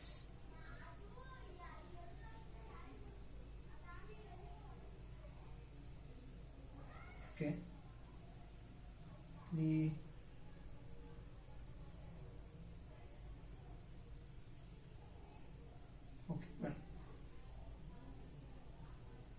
center of curvature. Okay, ಇಷ್ಟು ಮಿರರ್, ಪ್ರಿನ್ಸಿಪಲ್ ಫೋಕಸ್ ಇದೆ, ಸೆಂಟರ್ ಆಫ್ ಕರ್ವೇಚರ್. ಈಗ ಇಲ್ಲಿ ದೂರದಲ್ಲಿ ಒಂದು ಆಬ್ಜೆಕ್ಟ್ ಇದೆ. ಆಬ್ಜೆಕ್ಟ್ ಇದೆ. ಈ ಆಬ್ಜೆಕ್ಟ್ ಇಂದ ಲೈಟ್ ರೇ ಬರುತ್ತಲ್ಲ, ಈಗ ಲೈಟ್ ರೇಸ್ ನ ಟ್ರೇಸ್ ಮಾಡೋಣ. ರಿಫ್ಲೆಕ್ಟ್ ಆಗಿ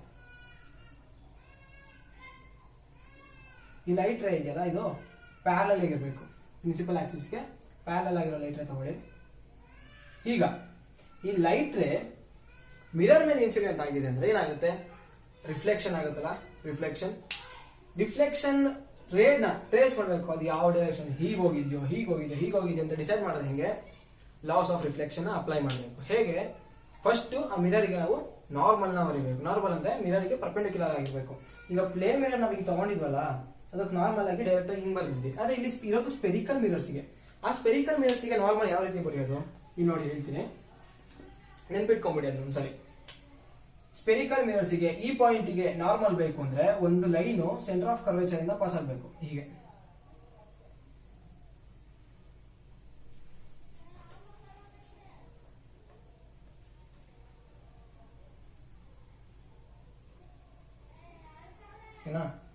ಹೀಗೆ. ಈಗ ಆ ಪಾಯಿಂಟ್ಗೆ ಇದು ನಾರ್ಮಲ್ ಆಗಿರುತ್ತೆ. ಓಕೆ, ಇದು ಇನ್ಸಿಡೆಂಟ್ ರೇ, ಈ ಆಬ್ಜೆಕ್ಟ್ ಇಂದ ಬಂದಿರೋ ಇನ್ಸಿಡೆಂಟ್ ರೇ. ಆ ಇನ್ಸಿಡೆಂಟ್ ರೇ ಮಿರರ್ ಮೇಲೆ ರಿಫ್ಲೆಕ್ಟ್ ಆಗಿ, ಮಿರರ್ ಮೇಲೆ ಇನ್ಸಿಡೆಂಟ್ ಆಗಿದೆ, ಈಗ ಅದು ರಿಫ್ಲೆಕ್ಟ್ ಆಗುತ್ತೆ. ರಿಫ್ಲೆಕ್ಟ್ ಯಾವ ರೀತಿ ಆಗ್ಬೇಕು, ಇದು ನಾರ್ಮಲ್ ಅಲ್ವಾ, ಇದು ನಾರ್ಮಲ್, ಇದನ್ನೇ ಅಂತಾರೆ ಆಂಗಲ್ ಆಫ್ ಇನ್ಕ್ಲಿನೇಷನ್. ಈಗ ರಿಫ್ಲೆಕ್ಟ್ ಆಗೋ ರೇ ಈ ನಾರ್ಮಲ್ ಜೊತೆ ಅಷ್ಟೇ ಆಂಗಲ್ ಫಾರ್ಮೇಶನ್ ಆಗಿರ್ಬೇಕು. ಅಂದ್ರೆ ಈಗ ರಿಫ್ಲೆಕ್ಟ್ ಆಗೋ ಆಂಗಲ್ ಎಷ್ಟಿರಬೇಕು, ಇಷ್ಟೇ ಇರಬೇಕು, ಥೀಟಾ ಐ ಅಷ್ಟೇ ಈಕ್ವಲ್ ಆಗಿರ್ಬೇಕು. ಈಗ ನೋಡಿ, ಇದು ಥೀಟಾ ಆರ್, ಅದು ಆಂಗಲ್ ಆಫ್ ರಿಫ್ಲೆಕ್ಷನ್. ಈಗ theta I is equal to theta r ಆಗಬೇಕು ಅಂದ್ರೆ angle of inclination is equal to angle of incidence is equal to angle of reflection. ಇದು ರಿಫ್ಲೆಕ್ಟೆಡ್ ರೇ. ಹೀಗೆ ರೇಸ್ ಗಳನ್ನ ಟ್ರೇಸ್ ಮಾಡೋದು ಹೀಗೆ. ಒಂದು ಲೈಟ್ ರೇ ಹಿಂಗ್ ಬಂದಿದೆ, ರಿಫ್ಲೆಕ್ಷನ್ ಆಗಿದೆ. ರಿಫ್ಲೆಕ್ಷನ್ ಯಾವ್ದನ್ನ ಒಬೆ ಮಾಡಬೇಕು, loss of reflection. Loss of reflection ಬರೀ ಪ್ಲೇನ್ ಮಿರರ್ಸ್ ಅಂತಲ್ಲ, ನೀವು ಯಾವುದೇ ಮಿರರ್ ತಗೊಳ್ಳಿ, ಸ್ಪೆರಿಕಲ್ ಮಿರರ್ಸ್, ಕಾನ್ಕೇವ್, ಕಾನ್ವೆಕ್ಸ್, ಯಾವುದೇ ತಗೊಂಡ್ರು ರಿಫ್ಲೆಕ್ಷನ್ ಅಂದ್ಮೇಲೆ ಅದು ಲಾಸ್ ಆಫ್ ರಿಫ್ಲೆಕ್ಷನ್ ಒಬೆ ಮಾಡಬೇಕು. So angle of incidence is equal to angle of reflection ಆಗಬೇಕು. ಅವಾಗ ಮಾತ್ರ. ಈಗ ಆ ಲಾ ಅಪ್ಲೈ ಮಾಡಿರ್ಲಿಲ್ಲ ಅಂದ್ರೆ ನಮ್ಗೆ ಗೊತ್ತಾಗ್ತಾನೆ ಇರ್ಲಿಲ್ಲ, ಬರೇ ಹಿಂಗ್ ಬಂದಿದ್ದು ಹೀಗ್ ಬರುತ್ತೆ ಅಂತ. ಬೇಕಾದ್ರೆ ಅದು ಹಿಂಗ್ ಹೋಗುತ್ತೆ ಅಂತ ಬರ್ಬಿಡ್ತಿದ್ವಿ ನಾವು. ಸೊ ಲಾ ಗೊತ್ತಿದ್ಕೇನೆ ಹೀಗ್ ಬಂದಿದ್ದು, ಇಲ್ಲಿ ನಾರ್ಮಲ್ ಬರ್ದಿದ್ವಿ, ಸೆಂಟರ್ ಆಫ್ ಕರ್ವೇಚರ್ಗೆ ಈ ಪಾಯಿಂಟ್ ಪಾಸ್ ಆಗಬೇಕು. ಇಲ್ಲೇನಾದ್ರು ಲೈಟ್ ರಿಫ್ಲೆಕ್ಟ್ ಆದ್ರೆ ಸೆಂಟರ್ ಆಫ್ ಕರ್ವೇಚರ್ ಇಂದ ಹಿಂಗ್ ನಾರ್ಮಲ್ ತಗೋಬೇಕು. ಓಕೆ, ಹೀಗೆ ರೇ ಟ್ರೇಸ್ ಮಾಡೋದು ಹೆಂಗೆ ಅಂತ ಹೇಳಿದೀನಿ ಅಷ್ಟೇ. ಈಗ ಸದ್ಯಕ್ಕೆ ಹೀಗೆ ಒಂದೇ ಒಂದ್ ರೇ ತಗೊಂಡಿದ್ದೀನಿ ನಾನು ಆಬ್ಜೆಕ್ಟ್ ಇಂದ. ಈಗ ಇನ್ನೊಂದ್ ರೇ ಬಂತು ಅಂತ ಅನ್ಕೊಳ್ಳಿ, ಪ್ಯಾರಲ್ ಆಗಿರೋದು ಮತ್ತೊಂದು,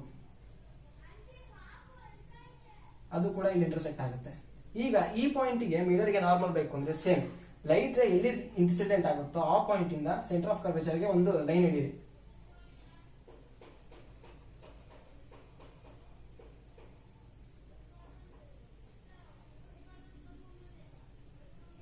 ನೆಕ್ಸ್ಟ್ ಕ್ಲಾಸಲ್ಲಿ ಸ್ಕೇಲ್ ತಗೊಂಡು ಮಾಡ್ತೀನಿ, ಸುಮ್ಮನೆ ರೆಫರ್ ಮಾಡ್ತೀನಿ. ಓಕೆನಾ? ಈಗ ಇದು ನಾರ್ಮಲ್ ಅಂತ ಅನ್ಕೊಂಡ್ರೆ ಇದು ಆಂಗಲ್ ಆಫ್ ಇನ್ಕ್ಲಿನೇಷನ್. ಈಗ ಈ ರೇ ಈಗ ಬರ್ತಿರೋ ಸೆಕೆಂಡ್ ರೇ, ಇದು ಹೀಗೆ ಬಂದು ಇಲ್ಲಿ ಇನ್ಸಿಡೆಂಟ್ ಆಗಿದೆ, ಇದು ನಾರ್ಮಲ್. ಈಗ ಇದು angle of inclination. Same reflection ಹೆಂಗಿರ್ಬೇಕು, ಅದೇ ಥೀಟಾಗೆ ಈಕ್ವಲ್ ಆಗಿರ್ಬೇಕು. ರಿಫ್ಲೆಕ್ಷನ್ ಹೇಗಾಗುತ್ತೆ, ರಿಫ್ಲೆಕ್ಟೆಡ್ ರೇನ ಹೀಗೆ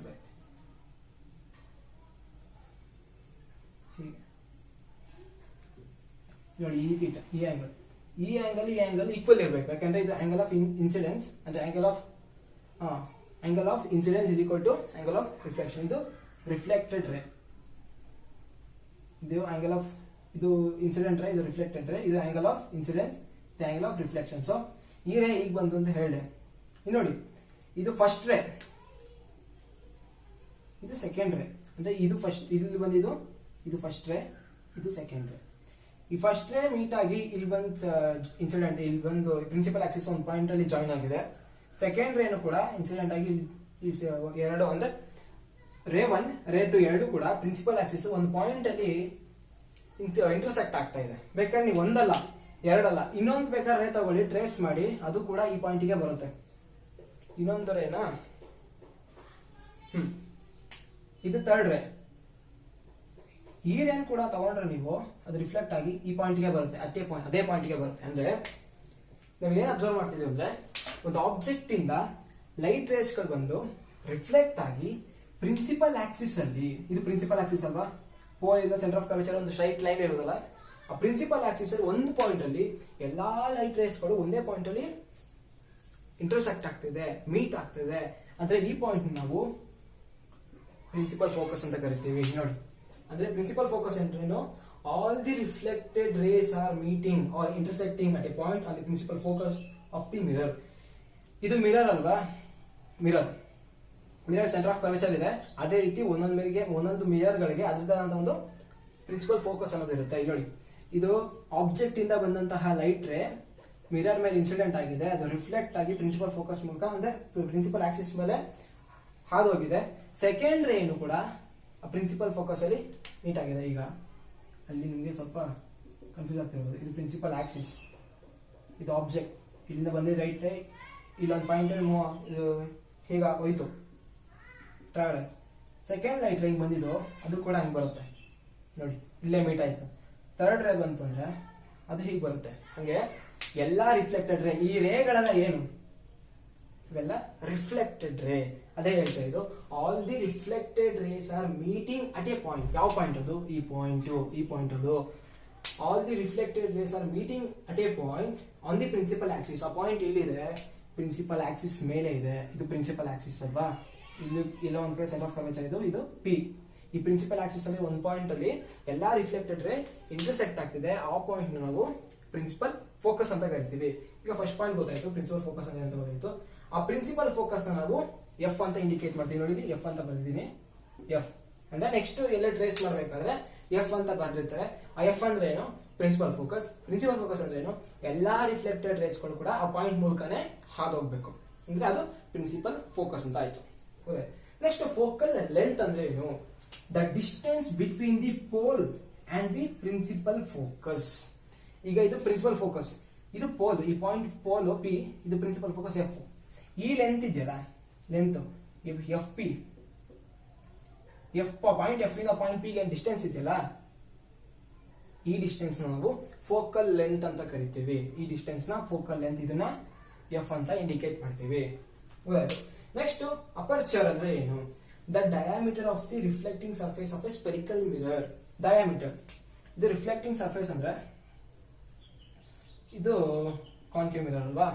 ಓಕೆ, ಕಾನ್ವೆಕ್ಸ್ ತಗೊಳ್ತೀನಿ ಬೇಡ, ಕಾನ್ವೆಕ್ಸ್ ಮಿರರ್. ಇದು ಸೈಡ್ ವ್ಯೂ, ಫ್ರಂಟ್ ವ್ಯೂ ಅಂದ್ರೆ ಸರ್ಕಲ್. ಇದು ಡಯಾಮೀಟರ್, ಡಯಾಮೀಟರ್ ಇದೆಯಲ್ಲ, ಡಯಾಮೀಟರ್ ನಾವು ಅಪರ್ಚರ್ ಅಂತ ಕರಿತೀವಿ. ಅದನ್ನೇ ನಾವು ಸೈಡ್ ಅಲ್ಲಿ ಮಿರರ್ ನಿಂತ್ಕೊಂಡು ನೋಡಿದಾಗ ಈ ಪಾಯಿಂಟ್ ಎಂ ಅಂತ ಹೇಳ್ತೀನಿ, ಇದು ಪಾಯಿಂಟ್ ಎನ್ ಅಂತ ಕರೆದಾಗ ಈ ಲೆಂತ್ ಇದೆ ನೋಡಿ, point M and N straight perpendicular ಅಲ್ಲ, ಹಿಂಗೆ ಕ್ರಾಸ್ ಲೆಂತ್. ಒಂದು ಥ್ರೆಡ್ ತಗೊಂಡು ಹಿಂಗೆ ಮೆಷರ್ ಮಾಡಿ, ಹಿಂಗೆ ಇಲ್ಲಿಂದ ಇಟ್ಕೊಂಡು ಹೀಗೆ ಈ ಮಾರ್ಕ್ ಮೇಲೆ ತಗೊಂಡ್ಬಂದು ಲೆಂತ್ ಮಾಡಿದಾಗ ಆ ಲೆಂತ್ ಏನ್ ಬರುತ್ತಲ್ಲ, ಅದನ್ನು ನಾವು ಅಪರ್ಚರ್ ಅಂತ ಹೇಳ್ತೀವಿ. ಅಂದ್ರೆ ಲೆಂತ್ ಎಂ ಎನ್ ಹೆಂಗ್ ಮೆಷರ್ ಮಾಡಬೇಕು, ಈ ಡೈರೆಕ್ಷನ್ ಅಲ್ಲೇ ಮೆಷರ್ ಮಾಡಬೇಕು. ಆ ಎಂ ಎನ್ ಲೆಂತ್ ನಾವು ಅಪರ್ಚರ್ ಅಂತ ಕರಿತೀವಿ. ಇಷ್ಟೊತ್ತು ನಾವು ಕೆಲವು ಇಂಪಾರ್ಟೆಂಟ್ ಟರ್ಮ್ಸ್ ಗಳ ಬಗ್ಗೆ ಡಿಸ್ಕಸ್ ಮಾಡಿದ್ವಿ. ಈಗ ಯಾವ್ದಾದ್ರು ಒಂದು ಸೈನ್ಸ್ ಎಕ್ಸ್ಪೆರಿಮೆಂಟ್ ಗೆ ಒಂದು ಸ್ಪೆರಿಕಲ್ ಮಿರರ್ ನ ಕನ್ಸಿಡರ್ ಮಾಡುವಾಗ ಒಂದು ಕಂಡೀಷನ್ ಇದೆ. ಏನಪ್ಪಾ ಅದು ನೋಡಿ,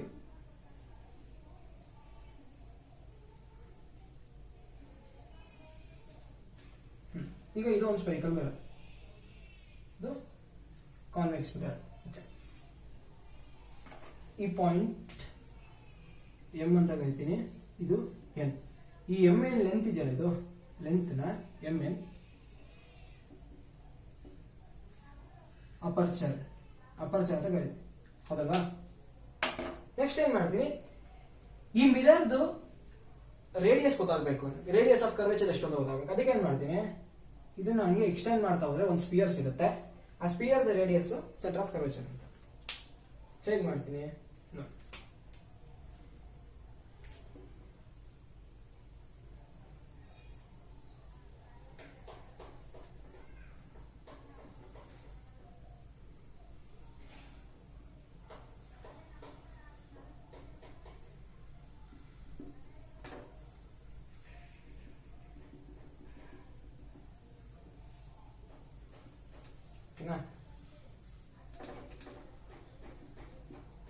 ಇದು ಸ್ಪಿಯರ್ ಅಂದ್ಮೇಲೆ ಎಲ್ಲ ಒಂದ್ ಕಡೆ ಸೆಂಟರ್ ಇರುತ್ತೆ. ಇದು ಪೋಲ್ ಪಿ, ಇದು ಸೆಂಟರ್ ಆಫ್ ಕರ್ವೇಚರ್ ಸಿ, ಇದು ರೇಡಿಯಸ್ ಆಫ್ ಕರ್ವೇಚರ್ ಆರ್. ನಾವು ನಮ್ಮ ಎಕ್ಸ್ಪೆರಿಮೆಂಟ್ ಗೆ ಈ ರೀತಿ ಇರೋ ಮಿರರ್ ನೇ ಕನ್ಸಿಡರ್ ಮಾಡ್ಬೇಕು. ಎಂತಕ್ಕೆ ಅಂದ್ರೆ ಏನ್ ಕಂಡೀಷನ್ ಅಪ್ಪ ಅಂತ ಹೇಳ್ತೀನಿ ನೋಡಿ. ಅಪರ್ಚರ್ ಇದೆಯಲ್ಲ, ಅಪರ್ಚರ್ ಲೆಂತ್ ಯಾವತ್ತಿದ್ರೂ ತುಂಬಾ ಕಡಿಮೆ ಇರಬೇಕು. ಯಾವ್ದು ಕಂಪೇರ್ ಮಾಡಿದ್ರೆ ರೇಡಿಯಸ್ ಆಫ್ ಕರ್ವೇಚರ್ ಗೆ ಕಂಪೇರ್ ಮಾಡಿದಾಗ. ಈಗ ಲೆಂತ್ ಆರ್ ನೋಡಿ, ಇದು ಆರ್ ಏನಿದೆಯಲ್ಲ, ಈ ಲೆಂತ್ ಆರ್, ಈ ಆರ್ಗೂ ಎಂಎನ್ಗೂ ತುಂಬಾ ಡಿಫರೆನ್ಸ್ ಇದೆ. ಈ ಲೆಂತ್ ಇಷ್ಟಿದೆ, ಆರ್ ಇಷ್ಟಿದೆ. ಹಾಗಾಗಿ ನಾವು ಎಕ್ಸ್ಪೆರಿಮೆಂಟ್ ಮಾಡುವಾಗ ಮಿರರ್ಗಳು ತಗೊಳ್ತೀವಲ್ಲ, ಆ ಮಿರರ್ಗಳಲ್ಲಿ ಅಪರ್ಚರ್ ಲೆಂತ್ ತುಂಬಾ ಕಡಿಮೆ ಇರಬೇಕು, ಆದ್ರೆ ಅದ್ರ ರೇಡಿಯಸ್ ಆಫ್ ಕರ್ವೇಚರ್ ಜಾಸ್ತಿ ಇರಬೇಕು. ಇಲ್ಲೂ ಅಷ್ಟೇ, ಈ mirror radius of curvature sphere consider ಮಾಡಿದಾಗ ರೇಡಿಯಸ್ ಆಫ್ ಕರ್ವೇಚರ್ ಇಷ್ಟೊಂದಿದೆ, ಬಟ್ ಅಪರ್ಚರ್ ಇಷ್ಟ ಇದೆ. ಕೆಲವು ಮಿರರ್ಗಳು ಬರ್ತವೆ, ಅದನ್ನ ತಗೋಬಾರ್ದು. ನೋಡಿ, ಈಗ ಇದು ಮಿರರ್ ಸೇಮ್, ಇಲ್ಲೋ ಪಾಯಿಂಟ್, ಇದನ್ನ ಎಂ ಡ್ಯಾಶ್ ಎನ್ ಡ್ಯಾಶ್ ಅಂತ ಕರಿತೀನಿ. ಈ M dash N dash length ಅಂದ್ರೆ ಈ ಲೆಂತ್ ನಾವು ಏನಂತ ಕರಿತೀವಿ, ಇಲ್ಲೂ ಅಷ್ಟೇ ಅಪರ್ಚರ್ ಅಂತ ಕರಿತೀವಿ. ಇದು ರೇಡಿಯಸ್ ಆಫ್ ಕರ್ವೇಚರ್ ಬೇಕು ನನಗೆ ಏನ್ ಮಾಡ್ತೀನಿ, ಇಷ್ಟೇ ಅಲ್ವಾ ಸ್ಪಿಯರ್ ಬರೋದು. ಸೆಂಟರ್ ಆಫ್ ಕರ್ವೇಚರ್ ಸಿ, ಇದು ಆರ್. ಇಲ್ಲ ನೋಡ್ಬೇಕು ಅಂದ್ರೆ ಅಪರ್ಚರ್ ಲೆಂತ್ ಆಲ್ಮೋಸ್ಟ್ ಈಕ್ವಲ್ ಆಗಿದೆ ರೇಡಿಯಸ್ ಆಫ್ ಕರ್ವೇಚರ್ಗೆ, ಲೆಂತ್ಗೆ ಆಲ್ಮೋಸ್ಟ್ ಈಕ್ವಲ್ ಆಗಿದೆ ರೇಡಿಯಸ್. ಸೊ ಈ ತರ ಇರೋ ಮಿರರ್ಗಳನ್ನ ತಗೋಬಾರ್ದು. ಯಾಕೆಂದ್ರೆ ಆ ತರ ಮಿರರ್ಗಳಲ್ಲಿ ಈ ಲಾಸ್ ಆಫ್ ರಿಫ್ಲೆಕ್ಷನ್ ಎಲ್ಲ ವರ್ಕ್ ಆಗಲ್ಲ. ಎಂತಕ್ಕೆ ಏನಂತ ನೀವು ಹೈಯರ್ ಸ್ಟಡೀಸ್ ಅಲ್ಲಿ ತಿಳ್ಕೊಳ್ತೀರಿ. ಈಗೇನ್ ಗೊತ್ತಾಗ್ಬೇಕು ಅಂದ್ರೆ ಈ ರೀತಿ ಮಿರರ್ಗಳು ತಗೋಬಾರ್ದು. ಎಂತಕ್ಕೆ, ಇದರಲ್ಲಿ ಅಪರ್ಚರ್ ರೇಡಿಯಸ್ಗೆ ಆಲ್ಮೋಸ್ಟ್ ಕಂಪೇರಿಬಲ್ ಆಗಿದೆ. ಇಲ್ಲಿ ನೋಡಿ, ಅಪರ್ಚರ್ ತುಂಬಾ ಲೆಂತ್ ಕಡಿಮೆ ಇದೆ, ರೇಡಿಯಸ್ ತುಂಬಾ ಜಾಸ್ತಿ ಇದೆ. ಸೊ ನೀವು ಅಂದ್ರೆ ಮುಂದಕ್ಕೆ ಕಲಿಯೋ ಏನ್ ಕಾನ್ಸೆಪ್ಟ್ ಕಲಿತೀವಲ್ಲ, ಇಮೇಜ್ ಫಾರ್ಮೇಶನ್, ಮುಂದೆ ಏನ್ ಕಾನ್ಸೆಪ್ಟ್ ಇದೆ ಅವೆಲ್ಲಾನು ಕೂಡ ಈ ರೀತಿ ಇರೋ ಮಿರರ್ ಮೇಲೆ ಬರುತ್ತೆ. ಇವತ್ತಿಗೆ ಸಾಕು ಅಂತ ಅನ್ಕೊಳ್ತೀನಿ. ನೆಕ್ಸ್ಟ್ ವಿಡಿಯೋದಲ್ಲಿ ಕಾನ್ಕೇವ್ ಮತ್ತೆ ಕಾನ್ವೆಕ್ಸ್ ಮಿರರ್ ಅಲ್ಲಿ ಯಾವ ರೀತಿ ಇಮೇಜಸ್ ಗಳು ಫಾರ್ಮೇಶನ್ ಆಗುತ್ತೆ ಮತ್ತೆ ಹೇಗೆ ಫಾರ್ಮೇಶನ್ ಆಗುತ್ತೆ ಅನ್ನೋದ್ರ ಬಗ್ಗೆ ಡೀಟೇಲ್ ಆಗಿ ಡಿಸ್ಕಸ್ ಮಾಡ್ತಾ ಹೋಗೋಣ.